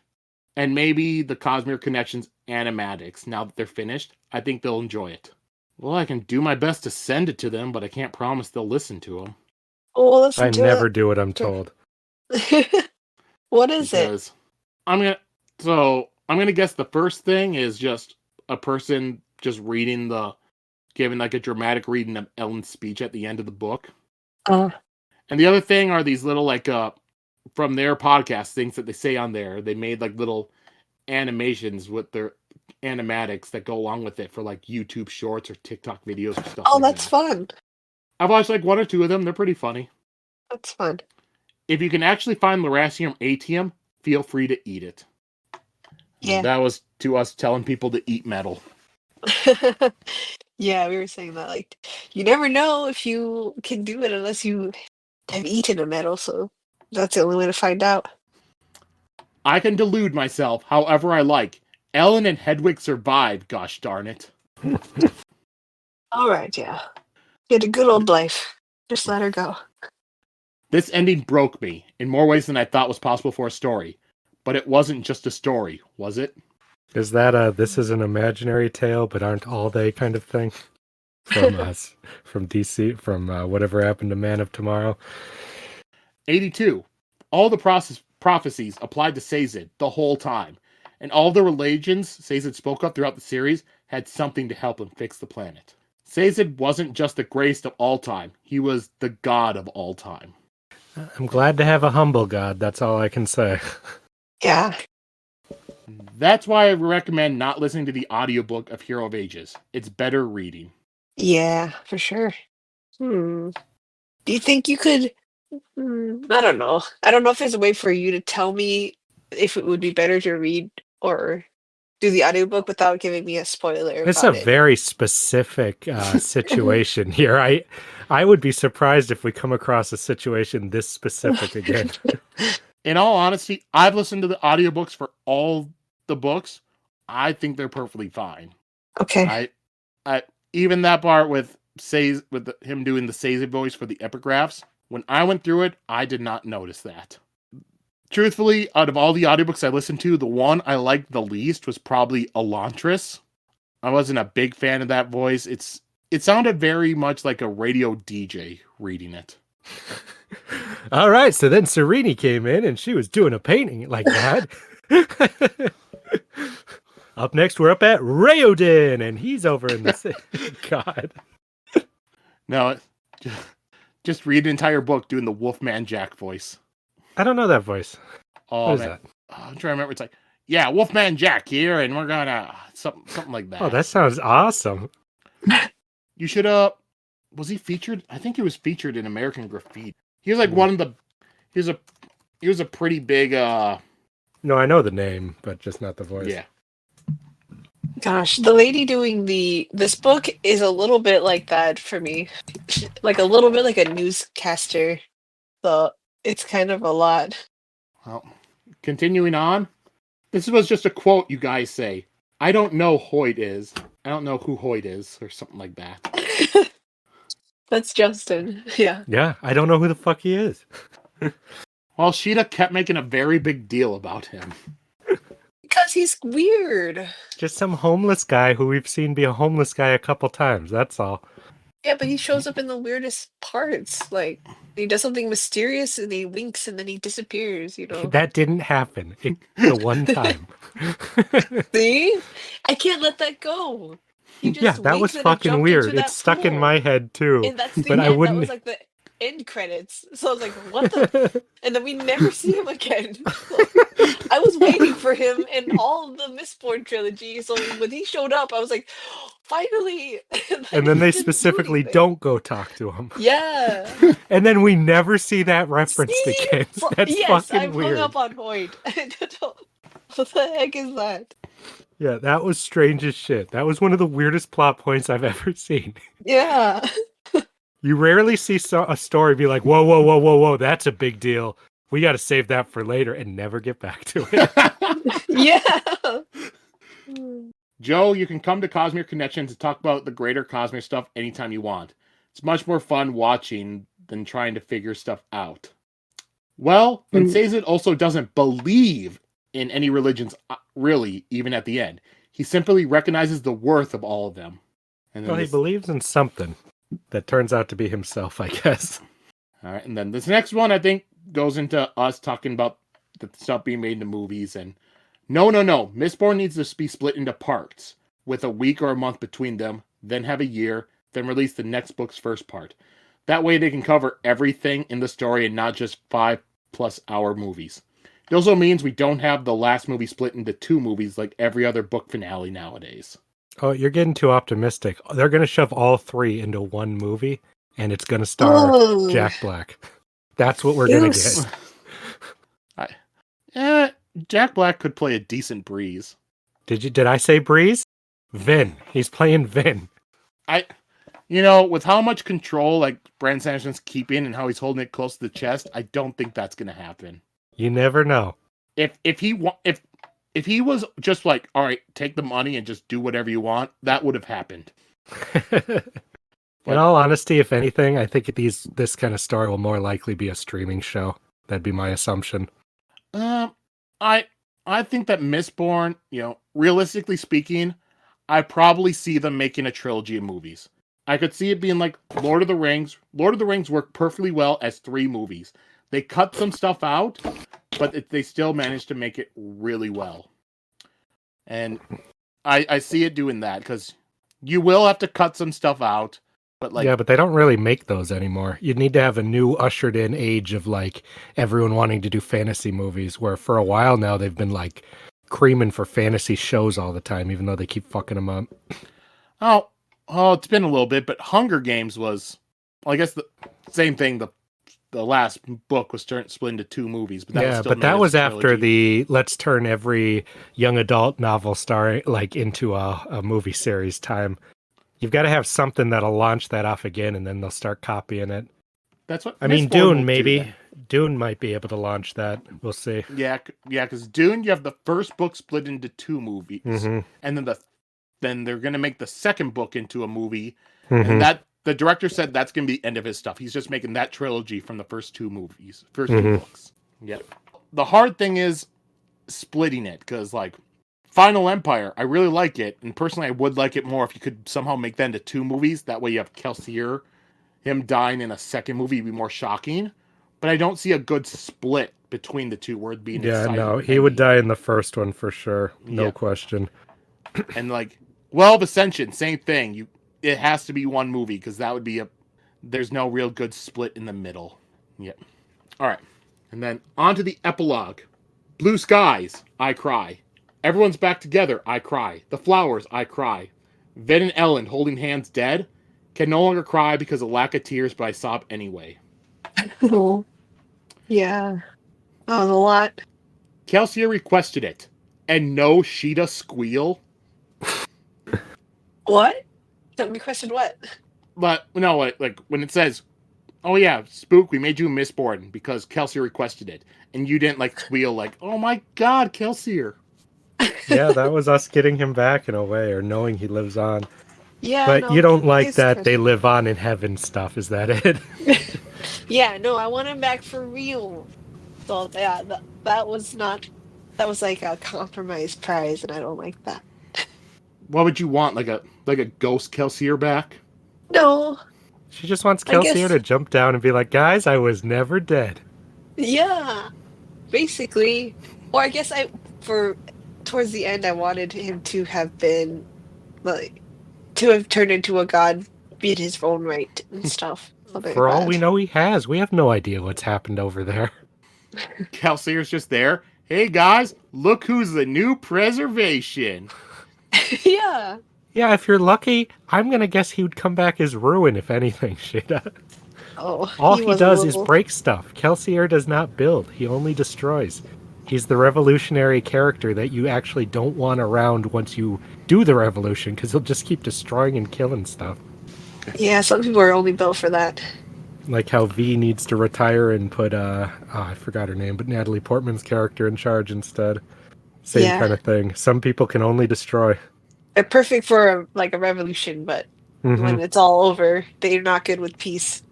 You see what happens when those people stay in charge. Things get really bad. Yeah.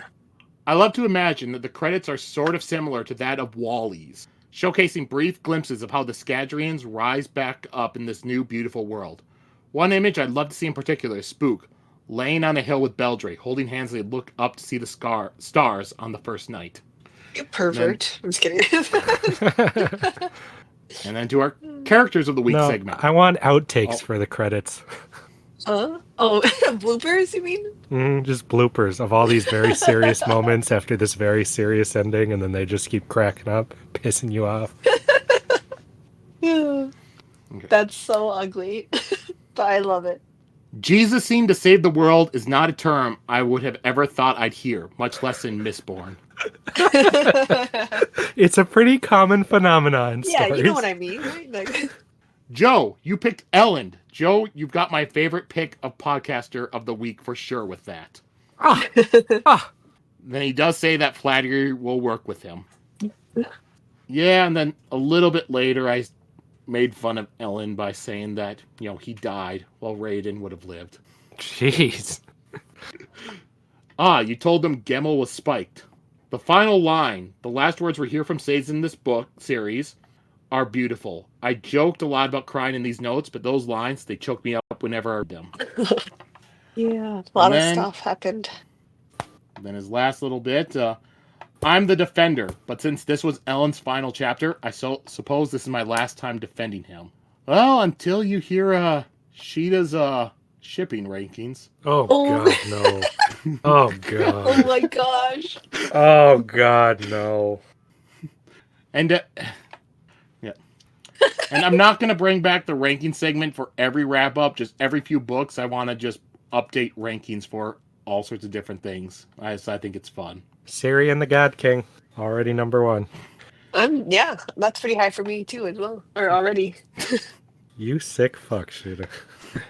Wait, Justin, I applaud thee of literally pulling up the definition of subtle to tell me I'm wrong, and you are correct. Arguing with a comment's definition of a word. Okay.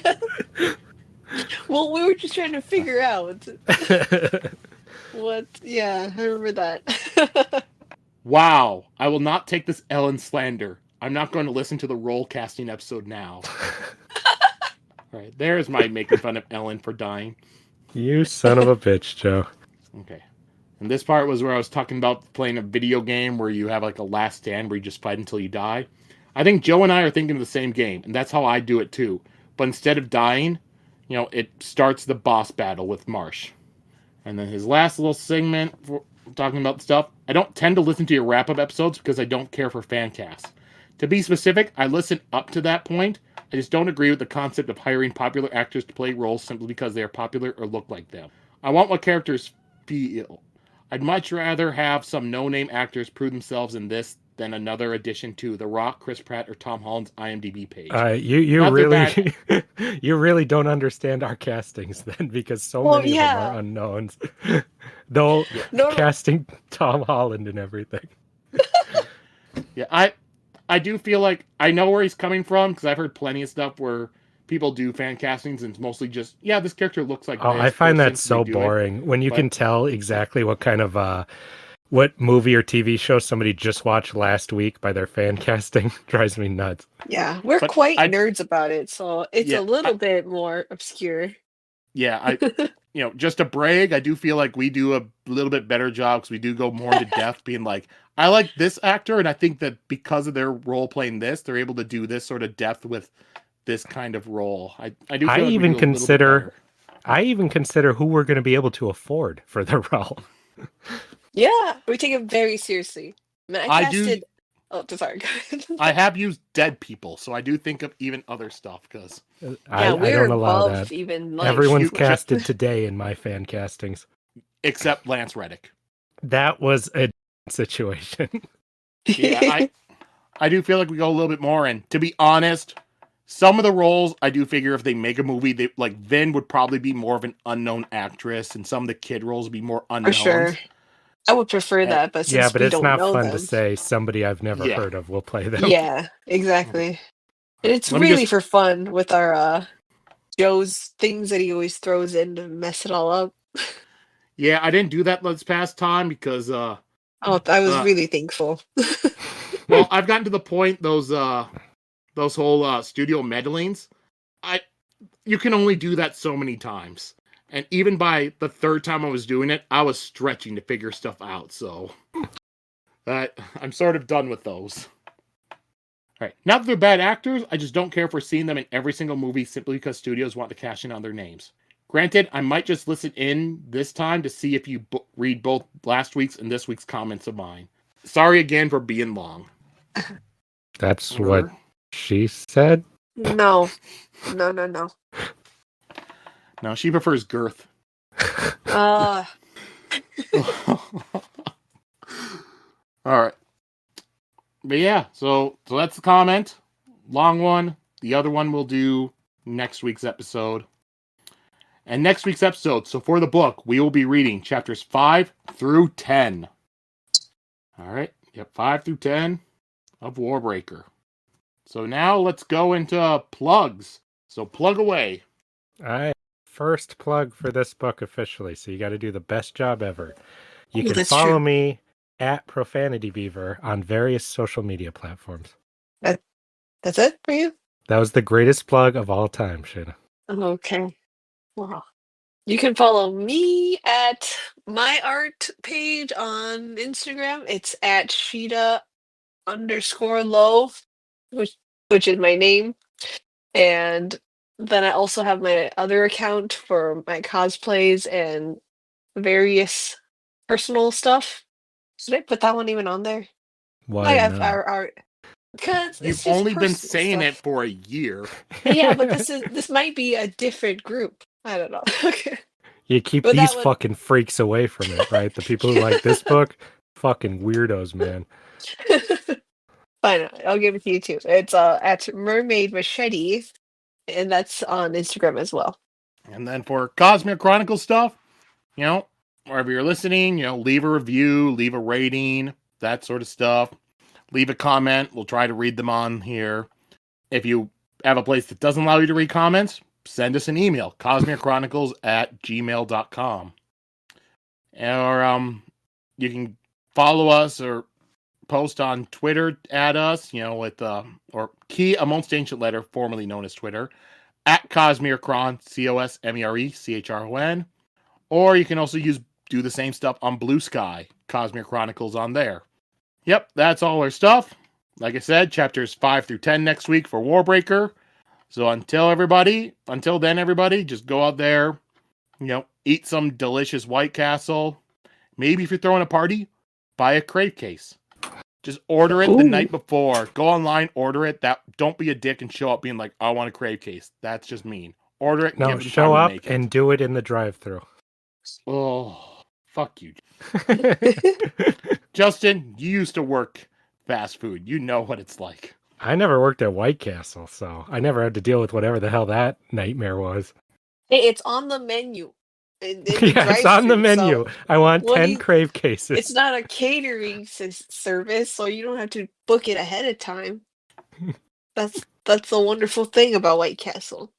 You two are what's wrong with America. I'll just have me pull ahead. It's fine. They don't really do that there. Yeah, not at 3 a.m, for sure. All right. Everyone just say goodbye. We're done with this. Goodbye.